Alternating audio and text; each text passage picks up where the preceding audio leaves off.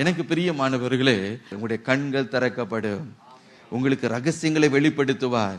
உன் வாழ்க்கையில நடைபெற போகிற காரியங்களை உனக்கு முன்னறிவிப்பார். ஹல்லேலூயா.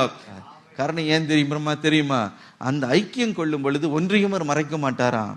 அவர் சொல்லுகிறார் ஆபிரகாமை குறித்து, ஆபிரகாம் என்னுடைய சிநேகிதன் என்று கர்த்தர் சொன்னார். நான் செய்ய போகிறதை என் சிநேகிதனாகிய ஆபிரகாமுக்கு மறைப்பேனோ? எனக்கு பிரியமானவர்களே, அவர் தான் இயேசு என்பதை நீங்கள் அறிந்து கொள்ளும்படி ஒரு ஆழமான விதத்தில் உங்களோடு கூட இடைப்பட வேண்டும் என்று அவர் விரும்புகிறார். அவரிடத்துல நீங்க உறவாடலாம். ஹல்லேலூயா. ஆண்டவரே, அதுக்கு நான் ஒப்புவிக்கிறேன் என்று சொல்லுங்க. உங்க வாழ்க்கையை குறித்து, உங்களுடைய பிள்ளைகளை குறித்து, உங்க பிசினஸை குறித்து என்ன காரியமா இருந்தாலும் அதை உங்களுக்கு முன் அறிவிப்பார். ஹல்லேலூயா.